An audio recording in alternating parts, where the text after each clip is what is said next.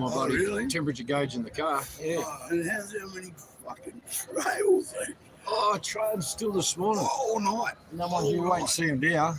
No, we stayed out at Woods Reserve the night before, and we got up first thing because we were going to walk the waterfalls, but they're still closed. Yeah. And it was fucking phenomenal. They must have restocked or something. We are live, mate. There you go. What do you got for us there, Joel? Good morning, Joel. Welcome to the Freedom Front camera. Sorry, United Oz protests. On the United Oz protests, thank you, Car. We need to free zones. We need to protect whistleblowers because we need everyone to stand up with a voice and feel safe to do so. Because these people are going to bring the corporate sold-out governments to their knees, and then we may have people come out exposing on the 28th, even. Never know, mate. It's the whole idea. So we find ourselves today at the ACT Magistrates Court again. I've got a hearing I've got to go to later, but this is the this is what we're at the ACT Magistrates Court right here now at 8 a.m. this morning. So court doesn't normally start till 9:30, but we've got the Army whistleblower, David McBride, who has charges against him. We'll learn all about it. I have spoken to him previously, but you can see him getting ready there now in the middle. There's quite a contingent of people here, so they really care about justice. There's lots of signs like Joel's holding up: no nuclear subs, free Julian Assange, Alliance Against Political Prosecution, stop prosecutions, protect whistleblowers and press freedom. Well, this is pretty much exactly what we're talking about. There was one there that said no nuclear subs, put all the money towards climate change. I don't quite agree with that one. When we quite clearly see the climate manipulation going on overhead. That's right. The amount of trails, treason equals betrayal of trust. The amount of trails that were dropped over this territory yesterday was just ridiculous. Oh, yeah, good morning, good morning. So we're all meeting here this morning. We're bringing it to you live from ACT Magistrates Court. This isn't a very popular court by the looks of it. All our battles are being done here. I'll try and get you a good listen when David McBride speaks. It's him in the shirt there, next to the microphone and the bit of paper in his hand. Drop these unjust prosecutions. Let's not forget Iraq 2003. Say no to war as AUKUS threatens war 2023. Absolutely. And Albanese's so proud of himself in AUKUS. There's one there for the Medical Association petition. The lady over here with treason. Betrayal after trust. Good morning, everybody. Good morning. I'll just sit up here and I'll just sit up here, I think. And Now I'd like to acknowledge the land standing on. The land standing on the land of the Manawa and the Maori people. Pay my respects to their elders, past and present, and to all First Nations. what you got there, mate? Thank you. What I can do, geez, I can't do any more than I am, mate.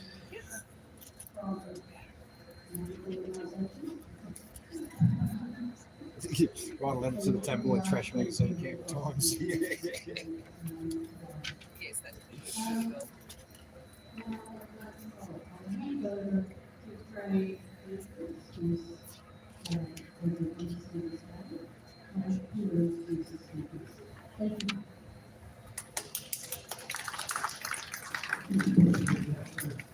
As you know, Catherine works behind the scenes in all these rallies. We can be at AAP units, the Alliance Against Political Prosecutions, and Catherine's normal unit.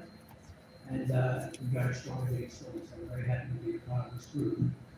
Folks, thank you for coming on this sort of mixed feeling day. It's a sad day for some of us, and even sad for others, and many of those people are not here. Today, David McBride, Major David McBride from the UK Army, and David joined the military in Australia, and as you know the story, what happened after that. So David was scheduled to appear this morning at 9 a.m. to receive his trial date. He conspicuously we get a late night phone call, I think on Friday night, that they moved his case. So, to April. So, it's very uncanny that this has happened in this way. Originally, I think it was May 3rd, and then it changed to today, which is the first city day, coincidentally. And some other things that happened a little bit. But anyway, we're here today, we're still going to continue, and we do have some very good speakers coming along to share what their thoughts are today. So, we also know today a very sad memory for the invasion of Iraq in 2002 by the US, UK and Australian forces, initiated, of course, by George Bush's team. We all know what happened in the big picture, and many other sort of details of this invasion. And really, it's upon the line of wars in the US, which is very disturbing. And we've just found out this week that we're planning to spend $365 billion on submarines that will be obsolete before they even cut metal. It's a sad day indeed, and that sort of hit us from the side. Not many people are prepared for that extent we've got prepared for the US. As you know, there's a long history behind the wars there. There's recently, of course, Vietnam, Korea, Afghanistan, Syria, Egypt, Libya, and the list goes on. Millions of people dead, countries destroyed, history destroyed, culture destroyed, and they're still lining up for another one. And where it is, it is a shame. Absolutely.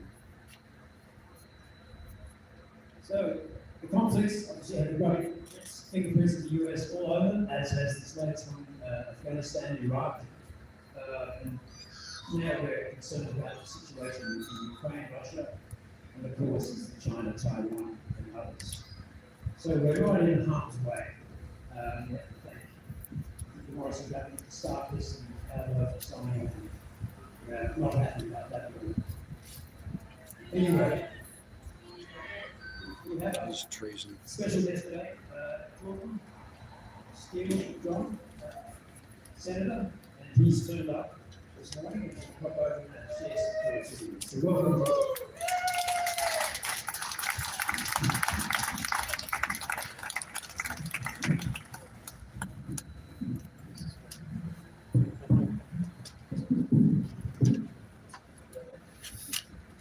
Thank you so much. It is an honor and a privilege to be gathered here this morning.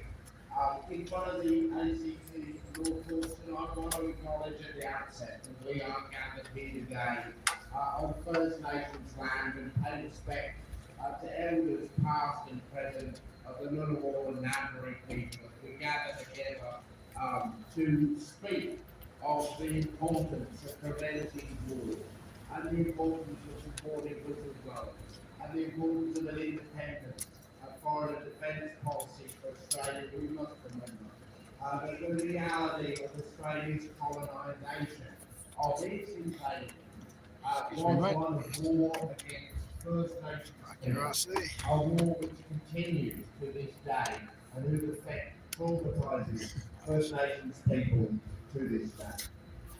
We gather together today on this, the 20th anniversary of the war in Iraq, with sorrow in our hearts for the over 500,000 people that lost their lives in that conflict, for the 5 million internally displaced people whose displacement is still today a result of that illegal US invasion.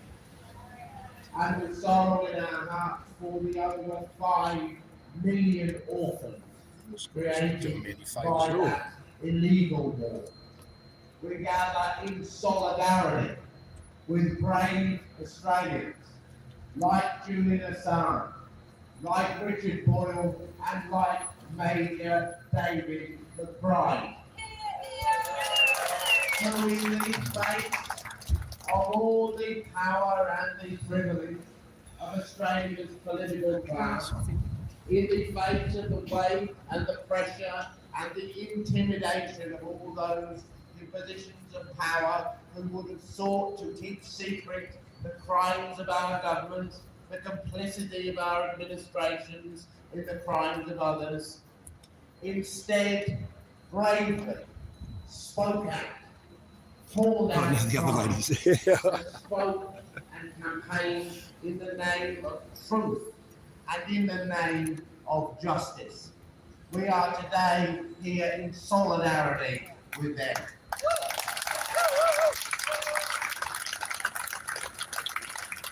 And finally, we are here this morning with a fierce and urgent determination in our hearts to see that the mistakes of the past are never again repeated, to see that the Australian community is never again dragged against its will into another reckless and illegal American war.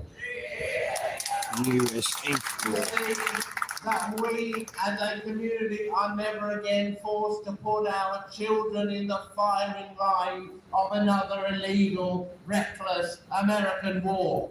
US Inc. war. And to see that never again, in the name of the Australian community, is another sovereign nation invaded and destroyed. Now, all those years ago, when we marched on the streets of our capital cities, hundreds of thousands strong, as part of the largest human protest in our entire the history of our species, we knew as a community that we were being lied to by Bush, by Blair, and yes, by Howard. Yep. We knew that the case that they were making was founded on lies. We knew that these men were dragging the Australian community into one of the most disastrous humanitarian and foreign policy decisions made in the 21st century. We knew. And yet the Howard government went anyway. They were able to take our nations to war because there was no requirement to seek from the Parliament a vote. There was no requirement to make a case and have it be scrutinised by the Parliament. There was no opportunity for us as campaigners to take the incredible movement that we had built and translate it into pressure upon our elected representatives. 20 years later, as the Albanese government followed in the wake of the Morrison administration in entering us into this reckless AUKUS pact that will see us bound to the United States for decades to come, that will see our communities host nuclear waste dumps, that will see our oceans filled with nuclear-powered submarines, always moment from disaster.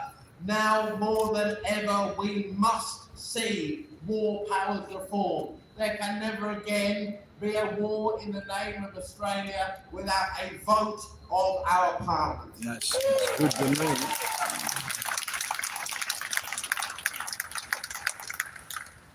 Now, from this space here today, I share with you, my friends, my intention to head directly to the Senate and to move an immediate suspension of the Senate standing orders to allow for the consideration of an urgently needed debate.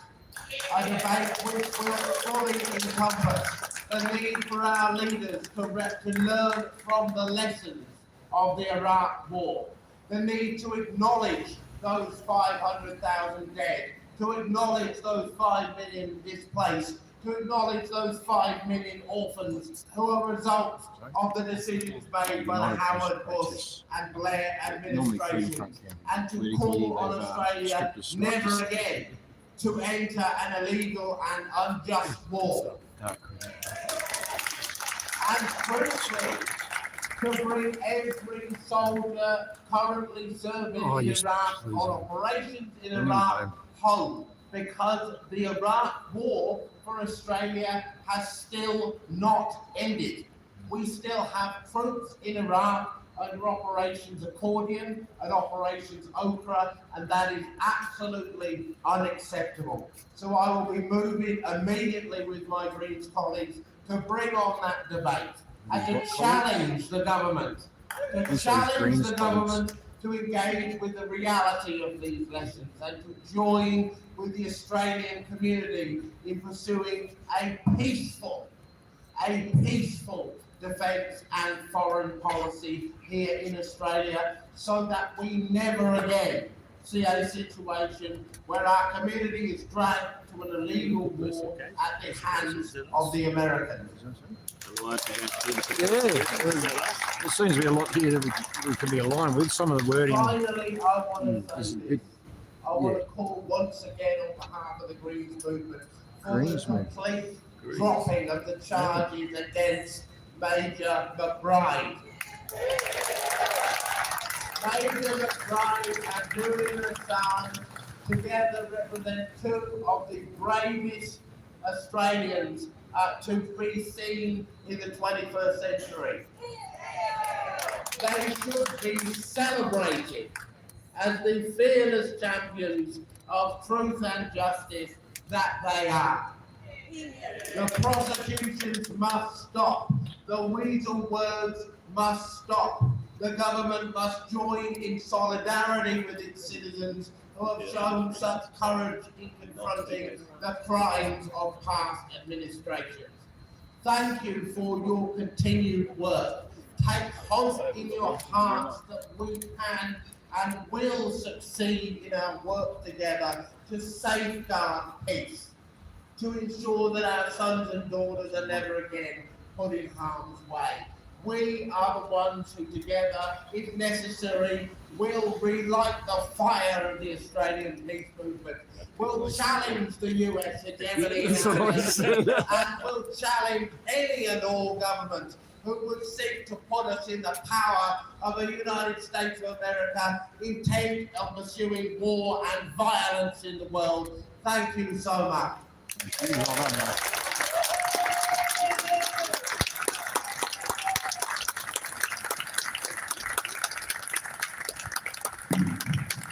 Thank you very much for presenting. This man's got passion and a clear sense of what's right and what's wrong. As has our next guest speaker, a man who doesn't really need an introduction, but I'm fortunate to have met Bernard this year, recently last year. I moved to Canberra, and he's been great to support the whistleblowers, having been caught up in a very ugly incident of the East Timor oil and gas negotiations. We've worked for many years to help the Timorese establish their new country, which became hindered when it was discovered that the Australian government had bugged the Parliament of the government officers of East Timor during the oil negotiations. And a certain witness, Kay, who was involved in that, couldn't live with himself with the lie and the cheating, and he approached Bernard to represent him. And of course, you know what happened after that. Bernard was charged and run through the mill for many years, and was finally dismissed last year, but with some limitation. So he won't talk about everything today. But Bernard has been a member of Parliament. He's also the ex-ACT Attorney General. That's kind of people they think they should lock up, but they've got the wrong party in this particular case. So we're very happy to welcome Bernard up here this morning to share some wisdom with you. Thank you. I also acknowledge the never-ceded land of the Noel American people, and I also wish to particularly acknowledge that I have the benefit of Guy sat down in front of me again. protection of this land. I acknowledge that, and if I could change history, I certainly would. John's speech said it all. I want to address a few more direct, aware issues. Craig's right.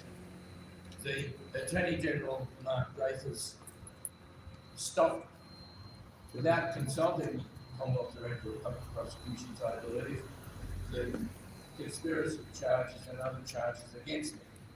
He stopped those charges against fierce resistance within the bureaucracy.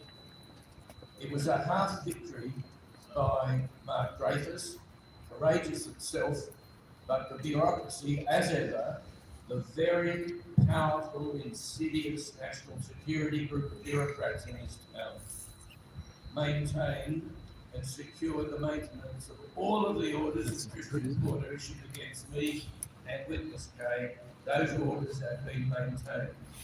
Those orders include monitoring me to see if I breach those orders. Those orders have been applied from the top down of my legal team, from Brett Walker, Senior Counsel, right through all my wonderful legal colleagues who represented me. We're all bound by these iniquitous Order 22 orders. Go back to 1930 and recall the popularism of the early Nazi years. They passed similar laws, muzzling members of the Reichstag and German lawyers. The popularism that's going on at the moment against China, that inflicts itself on our Chinese Australians, is awful, terrible. Tomorrow I'm going up to Lithgow Jail to speak again with Dan Duggan, a victim of popularism. He is an Australian citizen awaiting extradition to face charges in the United States that are unknown in our own criminal textbooks. Weird, strange charges. I'll deal with him later.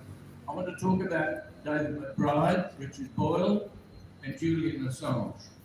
I've known them all and know them all. Julian and his brother assisted us in the very early years of the East Timor resistance. What we're facing at the moment, as Jordan spoke about, is the need for more direct action. The fact is that I felt a great ominous feeling when I realised that except for one or two persons, the Albanese government has kept on the entire fleet of national security advisors in Canberra. The entire group are still in power. And if you've ever been a minister in the government, you've got a struggle across the political chamber going on, but at the same time, back in your office, you're struggling with your own bureaucrats who want their own way. And the fact of the matter is that the fear that there might be a return to Whitlam-style chaos, Anthony Albanese has to pacify the top end of the town first, and to pacify the national security bureaucrats who all, astoundingly, despite the terrible prosecutions they've launched against a number of us, we've all remained in place.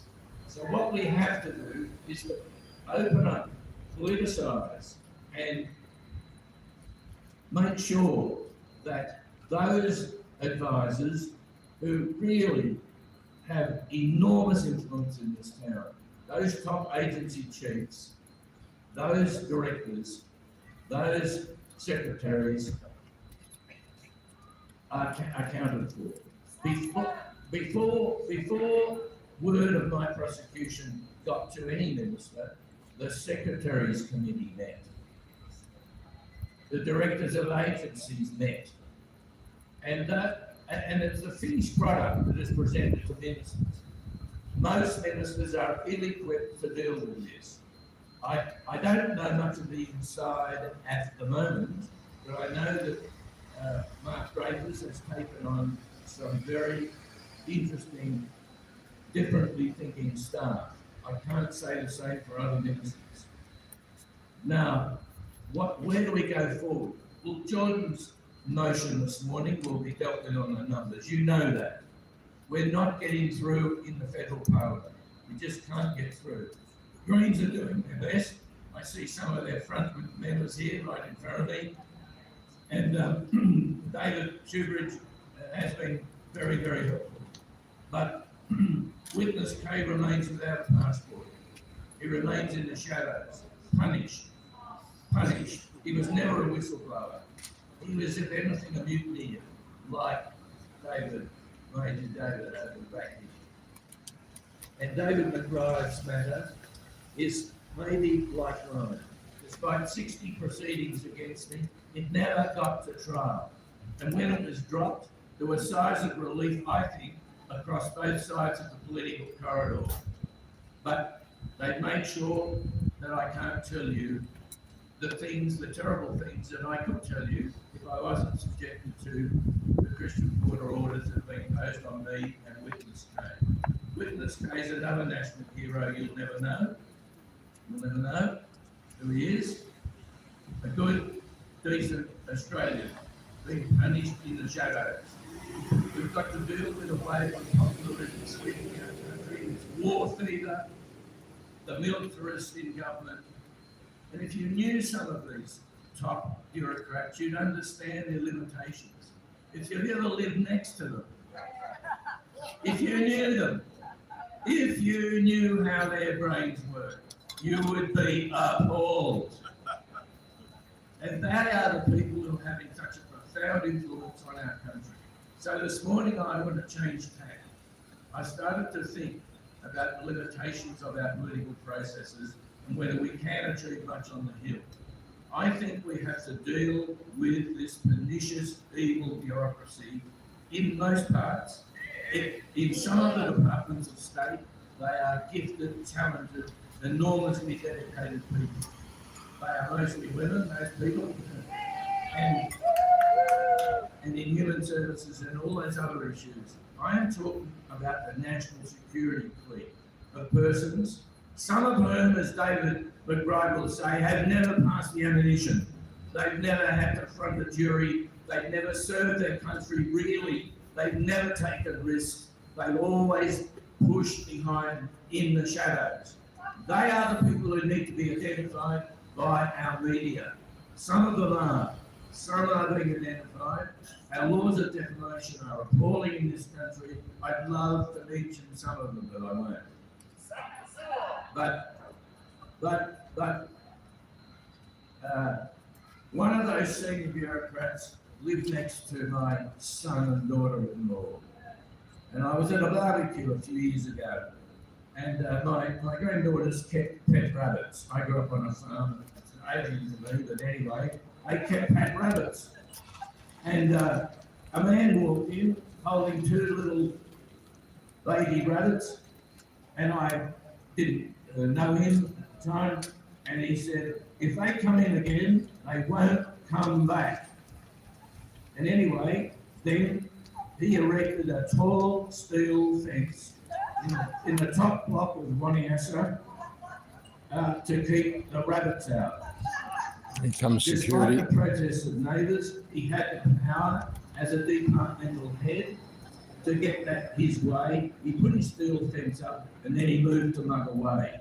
That man, on the day the secret trial was being held, on the trial day, the Morrison government led their defence chiefs, their national security advisors.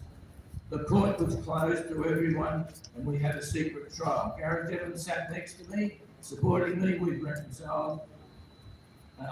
Admiral Barry came, former Chief of Defence, to give evidence for me. John McCarthy, various people came. Significant people came. Chinana Guzmao gave an affidavit. Jose Ramasorda gave an affidavit. You never heard any of that evidence. Then stepped forward a little man. He watched too many American movies. He put his hand on his heart and swore the oath. And then I saw him. He was the man with the kittens. He was the man with the pet rabbits who put up the steel fence. If only I could tell you who he is. And that man remains in place and influential to this day. And he's a senior advisor to the Albanese government. So we've got to deal with the bureaucracy. I've lengthened this out because it's time that we dealt with this matter. I'm writing a second book on the trial. I've already received warnings. I've already received more warnings, so there's more to come. Thank you.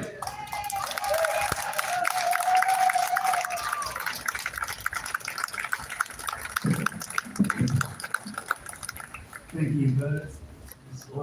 inspiring and an injection of knowledge from these vast sources. We have a rush on Green Senator David Shoebridge. David's been a great supporter of the whistleblowers, David, and working in the Parliament with the Alliance to free Julian Assange and whistleblowers. So David, I'll ask you to come up and say a few words. Thank you, David.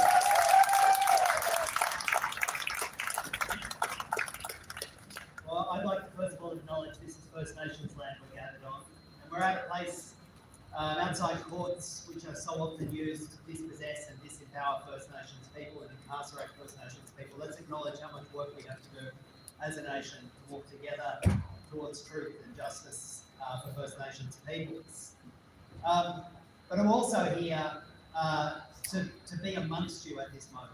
20 years on from a war that was founded on lies, which our government took an active part in, despite the overwhelming view of the So Australian. did your political party, mate. And I recall walking across the bridge in my hometown of Sydney with hundreds of thousands of fellow citizens who were demanding our government not go to war on Iraq.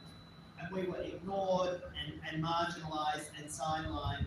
And look at the disaster that has happened for the people of Iraq, for the Australian military, and for the world order in the 2 decades since. And we're here now, outside the courts, that are being used to prosecute one of the few proud truth tellers that our government has. And isn't it remarkable that after 2 decades on from an illegal war that has not stopped the people of Iraq, they still have not a functioning government. They still don't have basic services. They still don't have personal security as a result of the aggressive war that our government so willingly took part in. But 2 decades on, and where has been the accountability of any of those political leaders? Zero of them. And yet, when one of those public servants steps out to tell the truth about war crimes, whether it's Iraq, where we saw, in fact, Julian Assange, now in jail, Some of it's really, Iraq, some of it's or very whether it's pertinent. Afghanistan, This is the David Greens McBride, law now. They're putting their faith in the Greens to get their job done. it seems the only people held to account are the whistleblowers telling the truth, not the criminals who make the decisions in the first place. And something is wrong in our political system that allows that to happen. And that's why we're here today. And that's why we're demanding fundamental change. I'll finish with this, because I know you've probably heard enough from politicians, and I need to get up the hill. All of those forces were baying for war 20 years ago. The military, the media, our ally, the United States, our political leadership, all of those same forces are now baying for another war, this time with China. And China spent $368 billion or more of our public funds on promoting conflict and war with China. The exact same forces are lining up behind the AUKUS push to have what they see as an inevitable conflict with China. Surely the lesson of Iraq, the lesson that we should be taking, is that we must never see war as an enemy. We must work together to promote peace, rather than spend such a vast amount of our collective treasure and wealth on promoting war. We're about to go through and repeat the mistakes of 20 years ago, only this time on a vastly bigger scale, with a vastly more empowered, with a vastly more threatening military array. Surely it's time to learn the lessons of Iraq. Surely it's time to prize the truth tellers and whistleblowers rather than those baying for blood and war and more treasure. Let's make this part of what I hope would be a growing peace movement that will not only put hundreds of thousands of people across the Sydney Harbour Bridge, will fundamentally change my workplace and make it a parliament that supports peace rather than war. Thanks very much.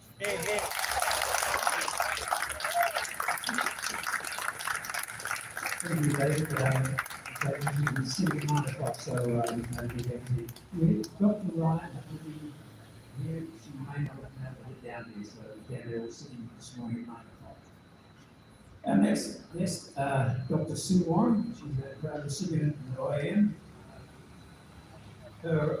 She's the president of the Medical Association of Prevention of War. They work for the redirection of law and away from war, towards peace, health, and justice. So this is a very sad week for her organisation and for all of us, and I'm very interested to hear what Sue has to say. Thank you.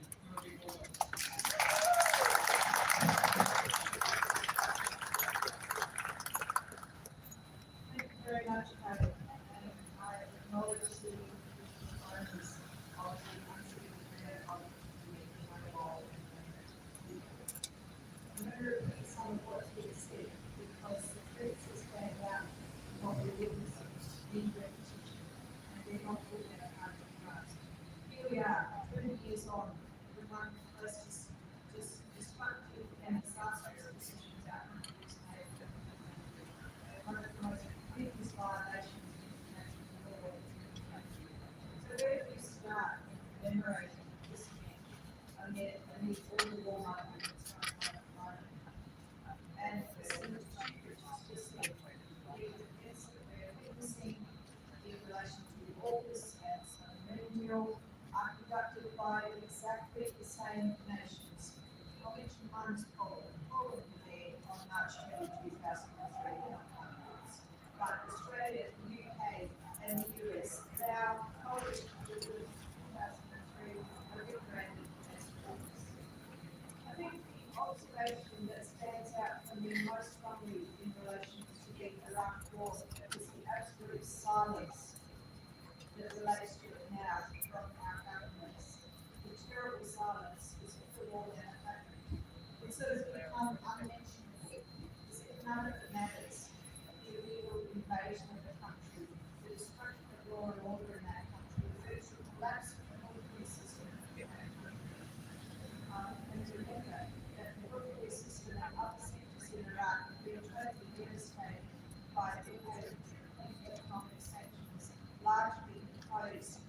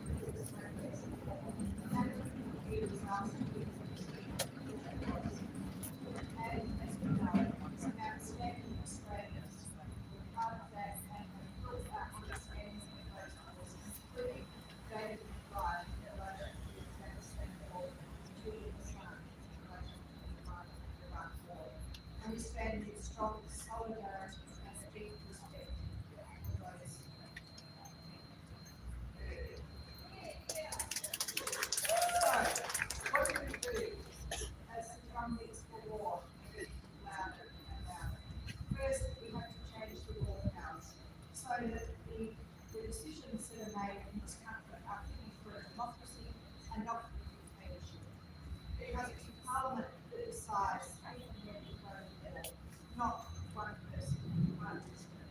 And our Parliament should also be debating every step of the August agreement. We don't have anything about it, just the media reports. There is no text. There is nothing to analyse, except the submarines. And the submarines should have been debated long since, and they're still not saying, you know, this vast treasure which should be going to these climate action, healthcare that people can access and afford, education that everybody can access, and looking after our environment. And the host government is completely putting a roof over the head.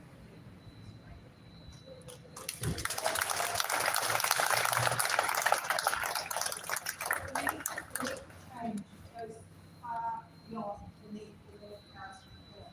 We have to actually prioritise peace rather than prioritise home war. We need to prioritise peaceful action rather than brutal. We're not getting running rampant in this country. It has become totally normalised. And we get the same lie as we did in the lead up to World War I. The same lie that during the war with water. We need, as I mentioned, priority on those things that create genuine security for Australians and others. Labor has amended many in this country to focus on this country. But that's why we need to this action in the past decades. It's still the case like those without immigration. As without a policy is focused on genuine security, which means looking at the security needs of all nations, friend and foe alike. And it doesn't mean restricting military alliances.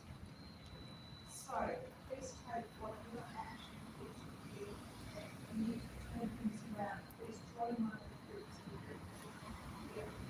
We need to put all our time and experience, especially within Labor, accountable for the decisions that their party is taking. We need to undermine the Southern decision and the AUKUS agreement at every possible step. In 2003, Labor opposed the invasion of Iraq. This would have been probably for us at that time. Among those who spoke out against the invasion of Iraq were African governments and people. Why are they now so timid, so overshadowed by the force, war monies in their own country? We are standing for peace and we will keep standing for peace. And we call on every parliamentarian to do the same, to stand for peace and to keep standing for peace. We were right in 2003 and we're right now.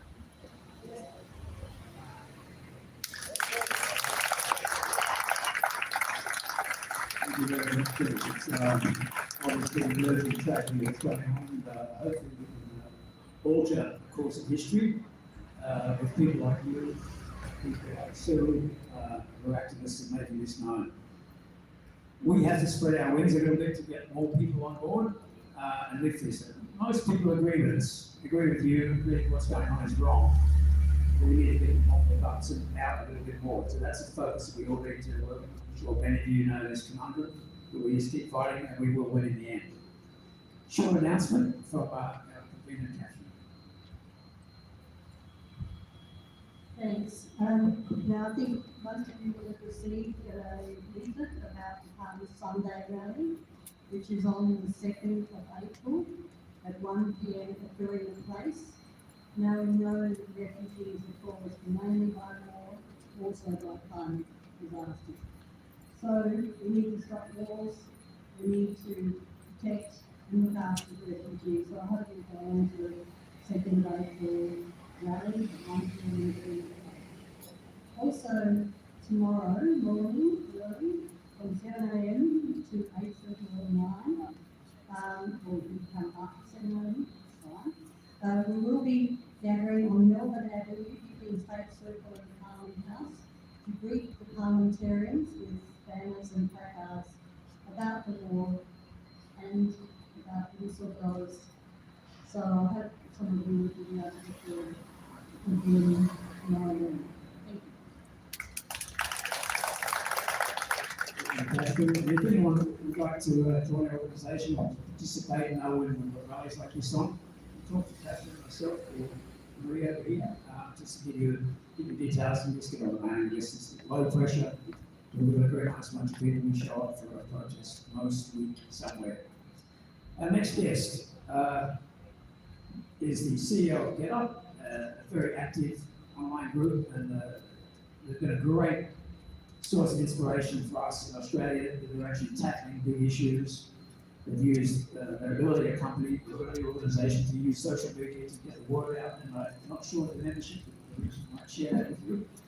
Larissa is a right behind us here.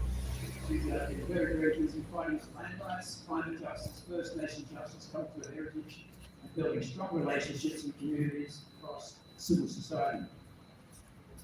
She's a proud woman, excuse me if I pronounced that wrong, and of course, as I mentioned, she's the CEO of Get Up, so please welcome Larissa.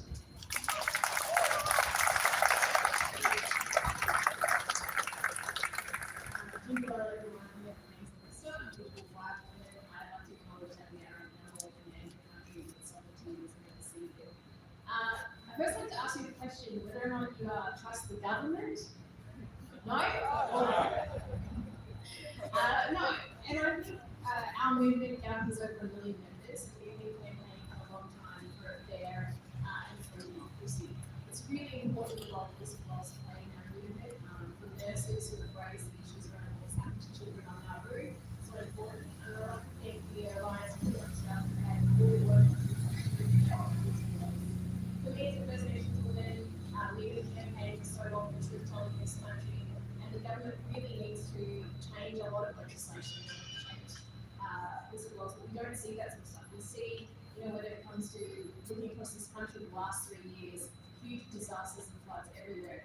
Every part of support that goes into those communities, we need to debate with the government. We see hundreds of billions of dollars thrown into the oil spill and no debate at any level, and that is not what that democracy is about. So we need to continue to raise these issues.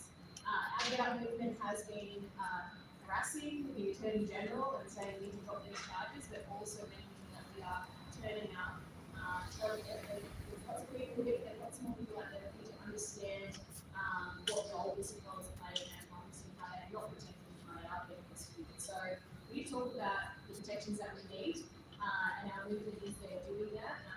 And I also wanted to say that there's a lot of work that needs to be done, and I know that there's a lot of people who trust, and there's a lot of critical ratings around this government, but they aren't doing all the things that need to be done. And unless we raise the level of people, unless we take into every election, unless we continue to elect more people on the crossbench with more power over the government, then we're not going to see the legislation changes that we need. We need to reform the Whistle-blower Protection Act. We've got the map. It's not enough. We've got to be whistleblowers protected. We know that there is so much more that we need to do, and even though the Attorney General has previously in opposition says that he supports that this legislation should be changed, we're standing here today still seeing prosecution for so many people across this country. So I want to thank you for turning out today. We need to, our democracy absolutely needs whistleblowers, but we absolutely need to build a movement that's going to protect whistleblowers too. So thank you very much. Thank you, Larissa. We've got 3 more guests, short talks. A comment, the Saturday a week ago, there was an event held at the City University called Belmarsh Trade. Around the world, London, Paris, New York. A good attendance. We had 16 very, very potent speakers, including Bernard, David McBride was there. We had Kerry O'Brien, Mary Costa-Keys, Mark Davis, Bob Carr, Jennifer Robertson from London, and a whole host of other powerful speakers, including one young Australian guy. His name is Dean Yates. He was the bureau chief in Iraq when the helicopter run by the American gunship mowed down, I think, 8 or 9 innocent journalists. And 2 of those people were his staff and driving, I think, the cameraman. The man that came to rescue them just happened to have his kids in the car and go to school. and they were going to try and rescue the one survivor who was crawling and been shot up pretty bad, and they just mowed the whole vehicle pretty much obliterated. This is what the US is covering up, and what they want Assange dead, among other things. So we need to keep the pressure on their people. One little plug, if you use YouTube, just Google Belmarsh Tribunal, and you see it's about 2 hours, 30 minutes, but it's in short speeches. Very, very powerful. I urge you to just start listening to that when you're free, and just listen parts at a time. Our next guest, another OM recipient, and this means what happens at the other end goes right. He's been exonerated, he's been ordered, given an OIM recognition of his work. Mr. Jeff Morris was the whistleblower that brought down the CBA Bank and all the other banks who were shafting people. It's not a long story, but it's a chance to read it.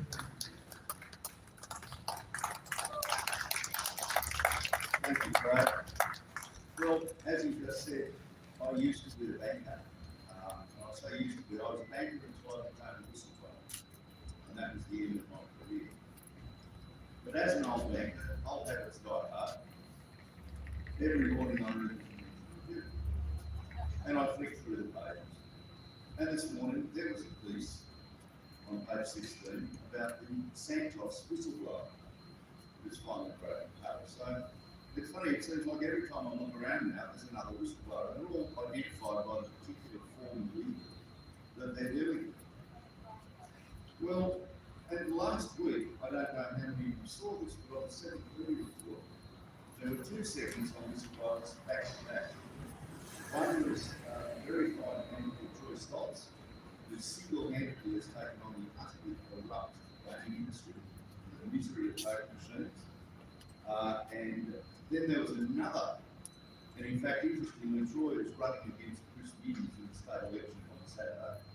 So, if anybody's got some time to hand out the polling booth, it's too late for Sydney. But after him was a woman called Sharon Kelsey, who was the CEO of Logan City Council in Queensland, and the mayor has just been convicted. So she has been vindicated. But as she said on the program, she's $3 million down the hole in legal fees.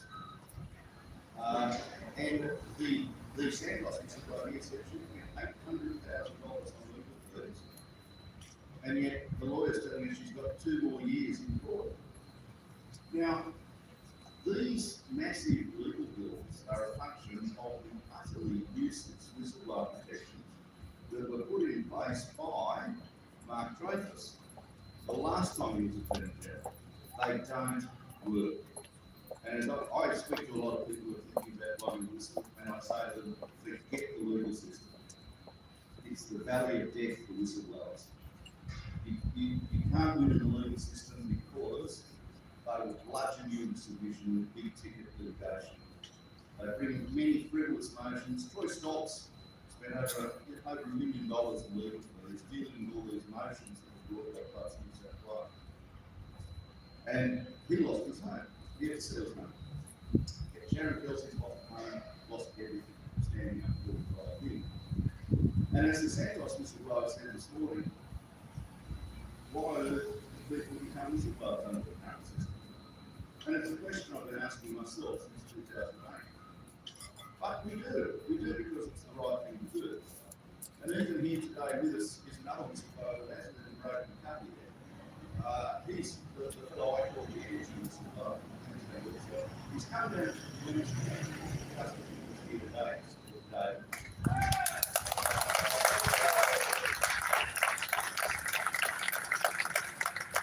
His name is Ken Quinlan, and just remember that you're going to hear a lot more about Ken Quinlan in the future. Ken is actually one of the few people who seems to be making these legal provisions work. He's fighting a massive battle against, it's a fairly decent-sized antagonist. It's the global oil company Shell. So it's Shell versus Ken Quinlan. And that'll give you a clue as to why the current whistleblower protections actually are attractive. And you have to wonder, I mean, they're so bad, and the results of whistleblowers are so disastrous. you have to wonder whether that's entirely an accident. So I find myself asking, does this government want whistleblowers? Does any government want whistleblowers? Because if they did, you think they'd actually do something about encouraging them. At the moment, it's just a few people who are too stubborn to accept that it's a terrible process, and they cannot let wrongdoing pass. They feel comfortable. It's a small proportion. So, but in terms of our current government, I mean, I've been wondering about this because I guess like many of you, I thought that they would be a change after the previous government. I thought the Albanese government would be an improvement on the Morrison government. And they were promising whistleblower. They were promising the National Crime Commission too. And yet at the last minute, they did a dirty with the government, and they took out a catch-all provision in the jurisdiction of the National Crime. Now, why on earth did they do that? Why on earth did they do this? Well, it doesn't fill me with confidence with their whistleblowers.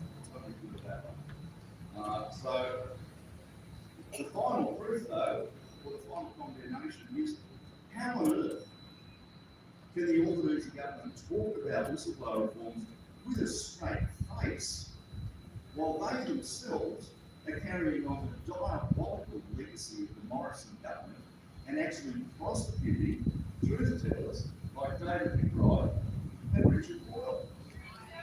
Well, it is treasonous because, let's think about what David McBride exposed. He's commonly known as the war crimes whistleblower. He's also famous for being the only person currently being prosecuted in relation to war crimes in this country. And quite possibly will be the only one who ever is. But let's not use that term war crimes for a moment. Let's think about what was involved. It involved murder. It involved the chain of command who, on the basis of the version of the report that was released to the public, which is not necessarily the same as the version prepared by Mr. Justice Brereton, Major General Brereton, on the basis of that, the government would have us believe that the war crimes were committed by people up to and including the rank of sergeant. Responsibility does not extend above the level of patrol leader. Now, if you look at the My Lai massacre, you'll find that much the same fairy story was told about that. It's an insult to everybody's intelligence. But the chain of command that completely whitewashed themselves of all responsibility. In fact, they've done a conscious pilot on the grunts concern. So they're going to, as usual, it's the low level people who whereas all the chain of command, I mean, if they weren't there to stop this sort of thing happening, if they weren't aware of what was happening, what's the point of a chain of command? I mean, what were they doing? Drinking gin and tonics in the heads. I mean, aside from anything else, if they're not sacked for their complicity in turning a blind eye, if they really didn't know, they should be sacked for incompetence. Now, the same thing about David McBride is he wanted to expose the failure of determining dealing with the war crimes. And that's the aspect that really needs to be focused on. Who are the powerful people being protected here? Well, as usual, it's bloody government, isn't it? It's the bureaucrats and it's the brass and the defence department. So David McBride has been hung out to dry to protect those people from taking responsibility for what they did. So we have a country where this goes on, this is going on. We have a government that said that they would, well, that the promise of their election was that it would be different from Morrison government. As far as I can see, the Albanese government has simply taken over the disgraceful legacy of the Morrison government. And I personally believe they only ceased the prosecution against Bernard Valeri because it was becoming too embarrassing not to. It was expedient to drop that prosecution. And you would think if there was any genuine feeling behind it, surely they would have taken the opportunity, the earliest opportunity, to drop the prosecutions against McBride and Boyle. So that's where the government stands. That's where the Albanese government stands. I mean, it seems to me, despite what they say, they're the enemies of whistleblowers. Now,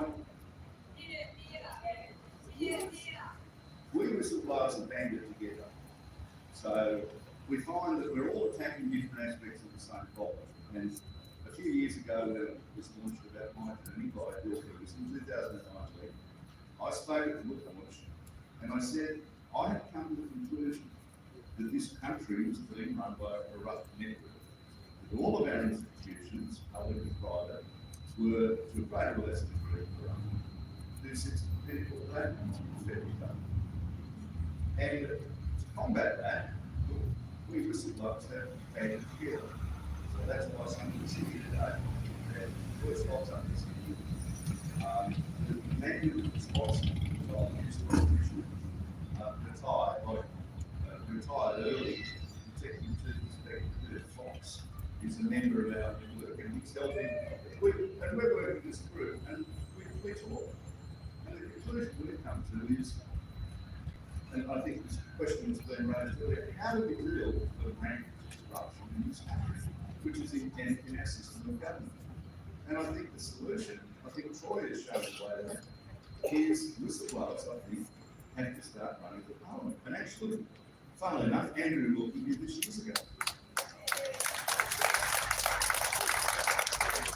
And Andrew Wilkie has been on the right side of most issues that I can recall in the last 20 years. Now, when you think about it, who's better to send to Parliament than a whistleblower? Somebody who stood up for the truth, who didn't allow themselves to be crushed by, let me tell you, overwhelming opposition. Somebody with integrity more than anything else. And that's the one thing we really need in our federal government. So I guess my final point would be, I personally don't expect much from the Albanese government. I think they're just continuing the legacy of the Morrison government. Now, if we can't rely on the Albanese government to actually keep their word, do the right thing, then I think people have to start going into Parliament. We have to replace them. My personal view on the two-party system is the two-party system of government can only work if each party is about as corrupt as the other. And we need a third way. We need a new way. So that's the thought that I would commence to you today.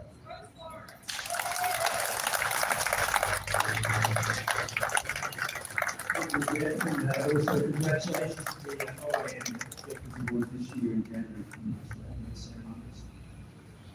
We have just a short interview. He's come down to the show. This is retired Major Stuart McCarthy. He's got a couple of quick words to talk about this. But the way I'm thinking now, the public service is like our water supply, and the tap is the government. I was naive when we put the Labor government in power to think the whole thing had changed. It seems they changed the tap, but the water is still toxic. Maybe Stuart McCarthy.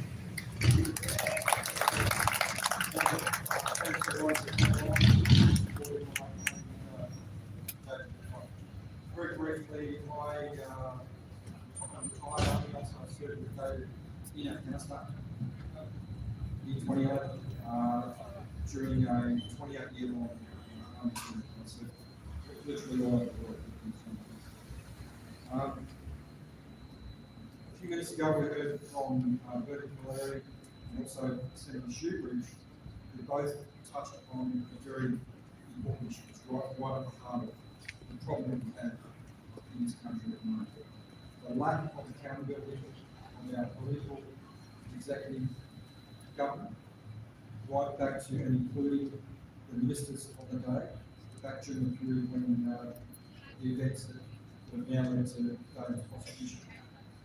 Also, just as importantly, the lack of accountability of our national security officer. I'm going to go into a couple of specifics that relate very directly to this ridiculous prosecution against David. If you go onto the Federal Court of Australia exhibits webpage for the Federal Officer's defamation case against you'll find the entire list of literally dozens of documents, highly classified documents, leaked from the Defence Secret Network, either at Russ Loss's here was running Joint operation. Those documents go into very specific details as to the same events that occurred in Afghanistan. The damage those documents do far greater instrumental, him and James David. two names. Again, touching these groups all together, and Jeff made a very strong point about this on this question. Those documents that were released by senior Australian defence, and I could probably name it, but this has been sued. Those documents were leaked significantly from the ADF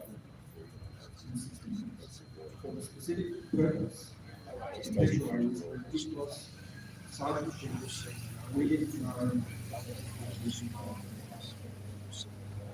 We know that it's ridiculous because The guy had front page two of them on the same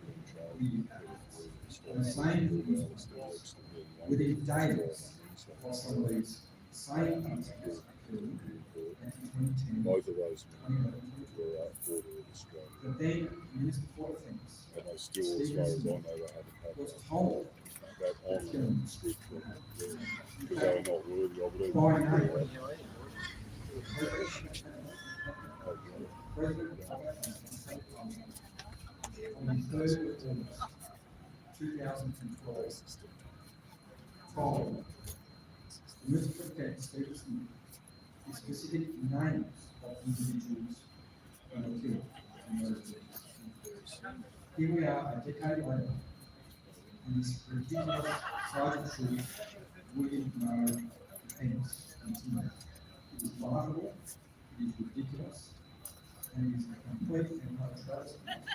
So it is wrong. It is possible for doing what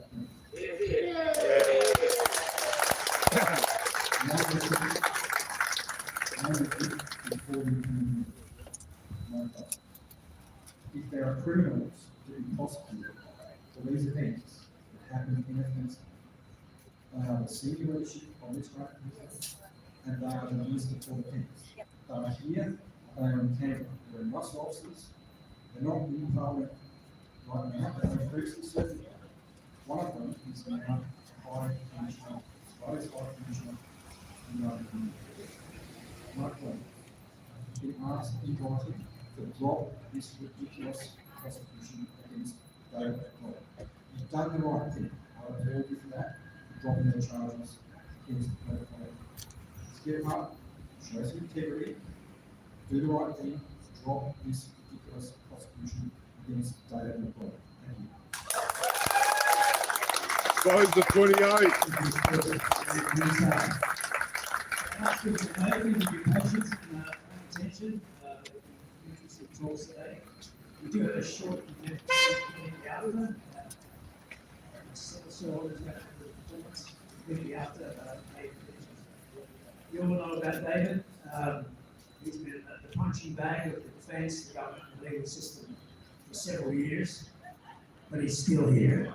Welcome, David McBride.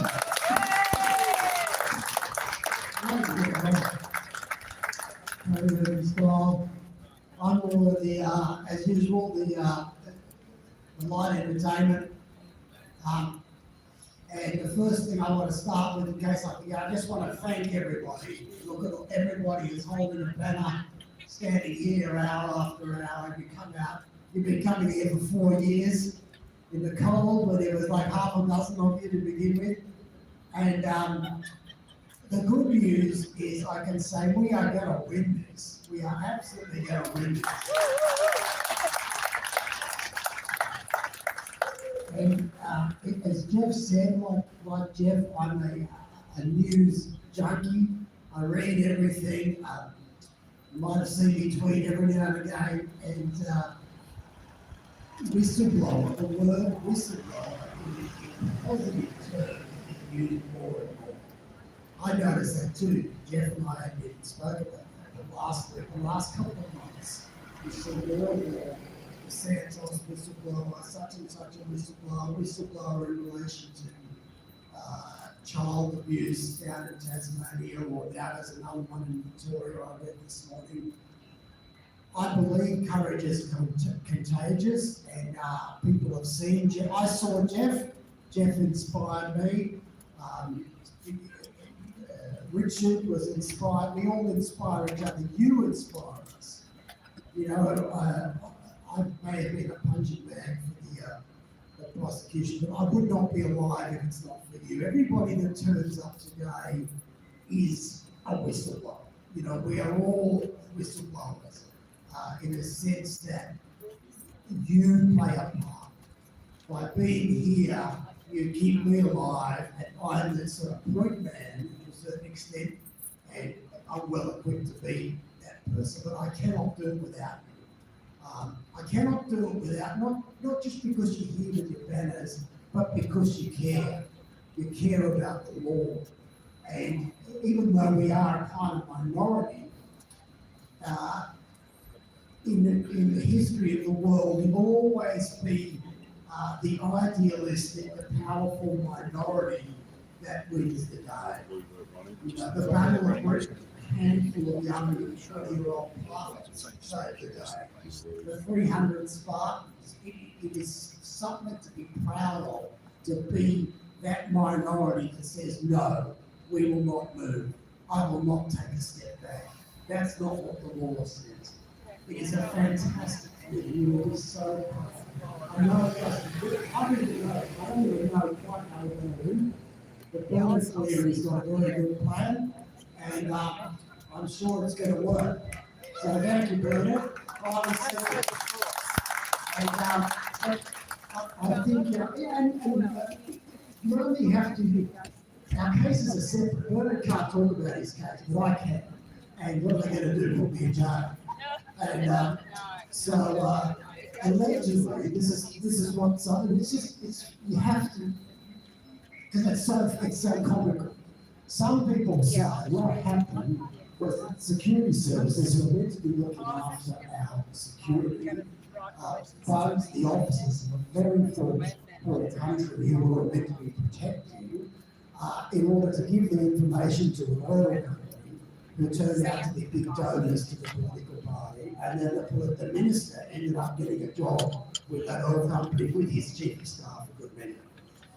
And Bernard is the one that had to, work hard to stay out of jail. I mean, that shows you how far off tracks Australia has come, doesn't it? I mean, that is an absolute disgrace. And it's not even in dispute.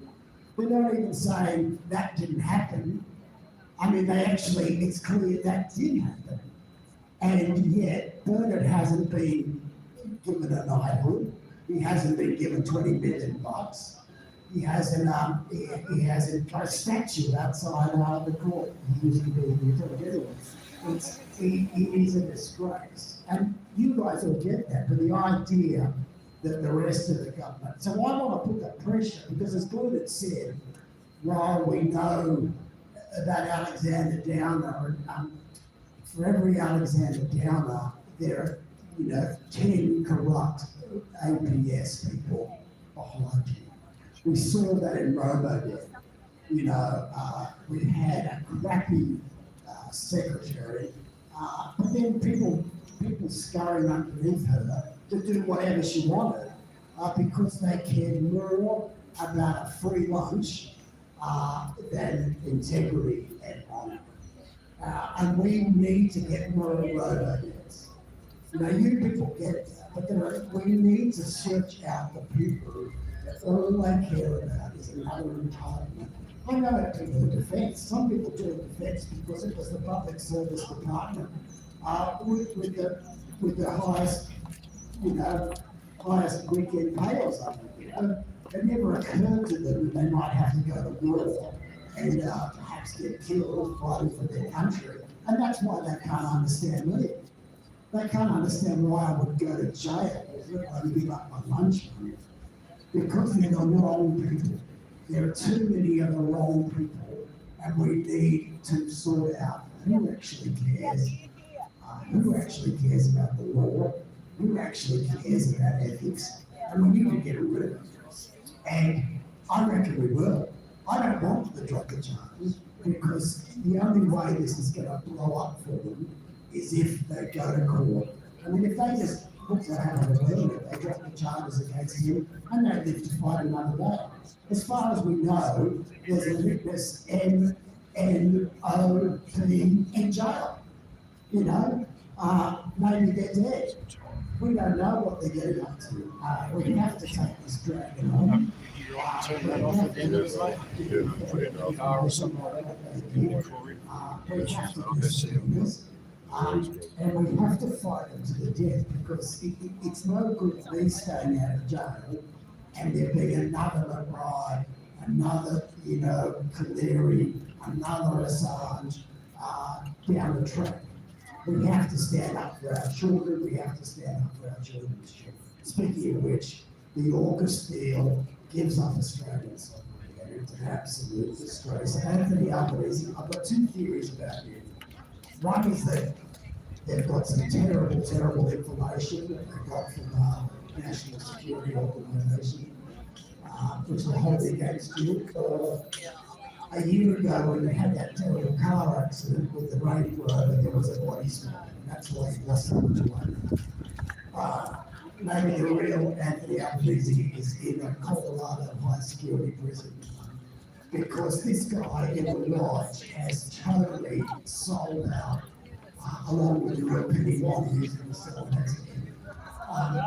They have sold us out, and they have no bearing on the labour movement, or anything to do with putting Australia first. And thank God for Paul Keating, we're a legend. And told me how it is not just to the Labour people, to the parliamentary suck-up brigade that call themselves journalists. Yeah, the news media, exactly. How beautifully upholstered the Virginia-class submarines go. I mean, you can fit your whole family in them. Oh yeah, everybody wants one. We know that you'd be crazy not to buy a submarine. And it's pathetic, isn't it? It is pathetic. Submarines do four things. They move very slowly, as fast as you can swim. They destroy shipping, everybody on board, and they can destroy cities and kill a lot of people. And they can sometimes explode and fill oceans. The idea that they can create peace or do humanitarian missions, and Richard Miles is a prize idiot. He is obviously just some sort of American plan. I think they say Albanese look dubious at importance what they put Miles in charge, because and he has given up Australian sovereignty, and he will not even know American uniform from Australian uniform. If he actually believed in the country, why didn't he join the army on Friday? Why didn't any of them? Why didn't Whistle-blower? Why didn't any of these people who claim to be such patriots actually put on a uniform and go to a war zone and actually take some real risks for their country? They don't. They're all these paper tigers, and they try to say, I've damaged national security. How much more can you damage national security than sell our country out to a foreign nation? That is a betrayal. That is a betrayal for the chief of the Defence Force to cover up war crimes, and then try, if that wasn't bad enough, to try to put good soldiers Treasonous operation of the corporate government. Defending themselves, trying to put good soldiers in jail to protect war criminals, because he thought if a famous soldier went to jail, it might affect his career. I mean, that is betrayal. That is treason. So, and they're trying to put me in charge, and you reckon we would have thought sitting on your head, we would have thought the Australian would be banging on the tables, but no, they'd rather support David Herman. He's never done anything wrong. He just signed off on secret ministries.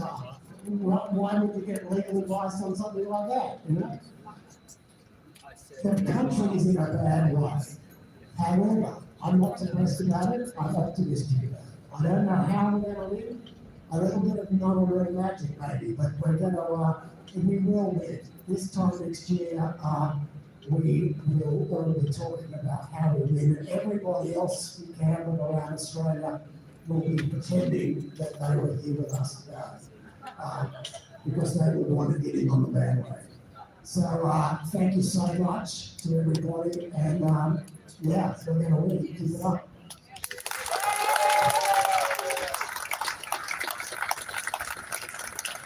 Thank you, David, for your passion and hope for the future. Thank you all for coming. Thank you, great banner holders, for your attention. We do need to get our numbers up and spread the word out. I'm sure it's inspiring enough to help you share the word. So, Susan, you're welcome.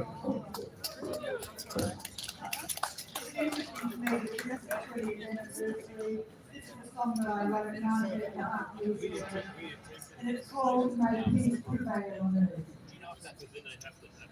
May peace prevail on earth, may peace prevail on earth, your hearts and mind and nation, may peace prevail on earth. May the right people rule in the land, true wisdom rule in the land.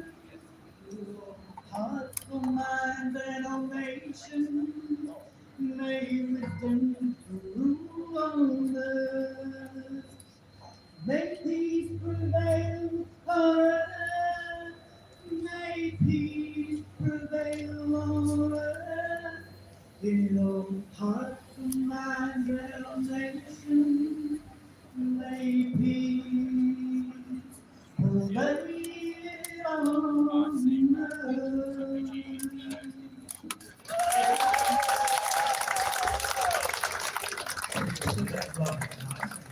Thank you again, everyone, for coming, to our speakers who have travelled as far from Queensland to be here today for this short meeting. But David's trial day, 11th of April, I believe, is the new trial day. So I think it's another watch this space, because there are to move things around to inconvenience you. Thank you again, folks, and we'll see you next time. Thank you very much.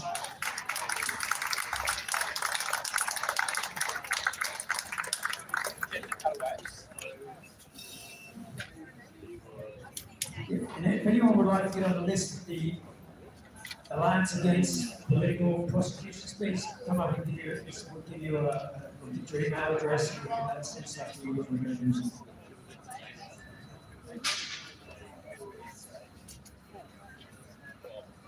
There's a map back over here. So,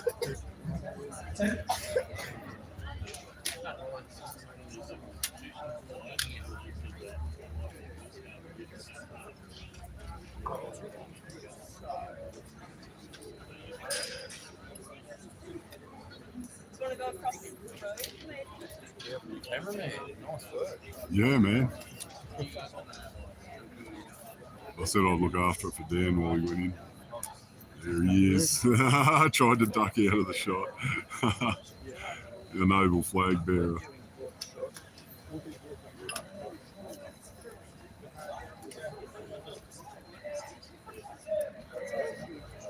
So you're going to hang around here? Yeah, thanks for a little bit, yeah, absolutely. At least when it comes out, see what transpires. Do you realise how long we get waited for mentions? Oh no. Motherfuckers. So yeah. This guy had a lot of things to say that I've heard us say. Paul's having, well, he loves our shirts, obviously, but Phil's having a chat to him about Stephen's death. Yeah, that's something that needs to be brought to more attention. Absolutely. And I mean, he has, he obviously has the ability to expose those things to another class of people that would never listen directly to us, I guess. The Dreams and all those guys, the Wakey crowd. Yeah, there's a lot of woke people here. Right, yeah. I don't know. What was the vibe you got off most of the speakers? The problem is everyone's closed-minded, my friend, as always. They see a small part of the problem, but it's a much bigger problem than everyone realises. They just see this and they think there's a way forward by doing this. But yes, we need to stand with these people, but they don't see the bigger picture. Yeah, but we can wake them up to the bigger picture. That's why we have to be here. Somebody's just talk well, mate. They're about Stephen. I know. He's like, what? Okay. Wow. Yeah, man. That's what's happening in our nation. The conversation here was just shirt. Because what I said on the back. Because he went, oh, that's a great shirt. It makes me feel like. Yeah, it's more than just one person awake watching and trying to do something about what's going on. Yeah. And he said, keep it up. He said, if we keep going, Once again, it does really come back to exposing the institutional nature of the pedophiles that are entrenched in our government.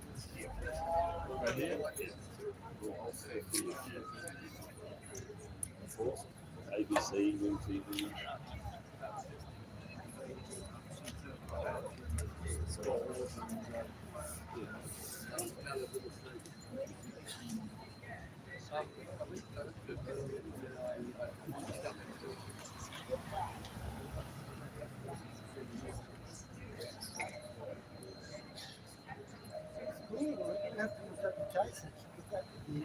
Watching the hands.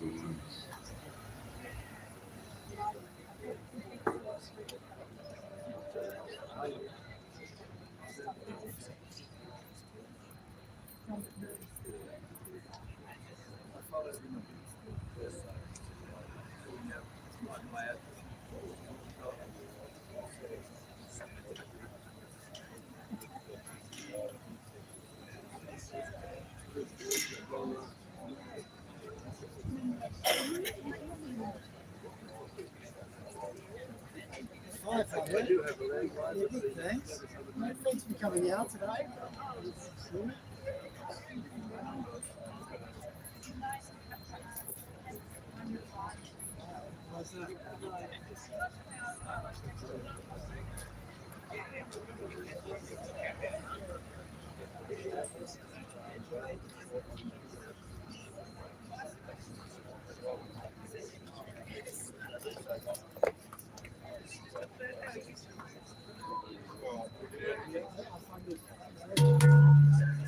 See you later, brother.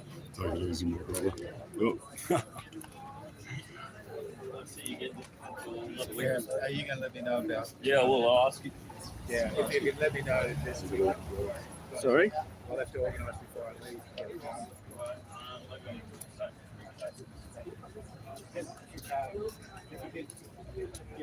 I'll talk to you later. That's right. Yeah, I'm very happy. Things like today really get me energy.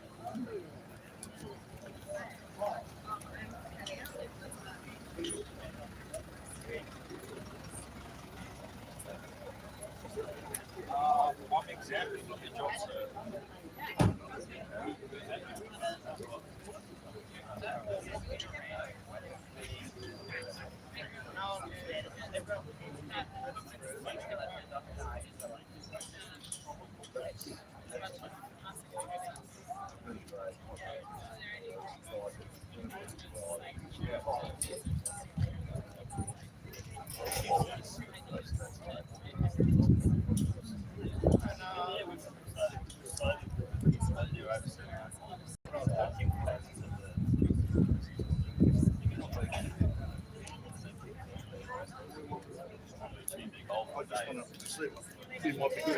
Jeff, good to meet you, mate. Oh, Bernard, great. Good to meet you in the flesh. Yeah.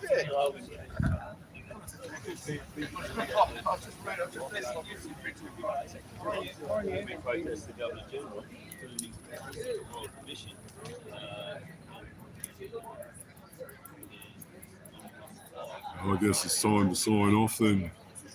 See you later, diggers. Take care, people. How do I sign off, brother? I'll sign it off. You finished? Yeah. Just say goodbye to the digs. I did. All right, digs, I'll shut this down and I'll head down to the rock garden shortly. and we'll restream again from there. But thanks for joining in, and we'll see you soon.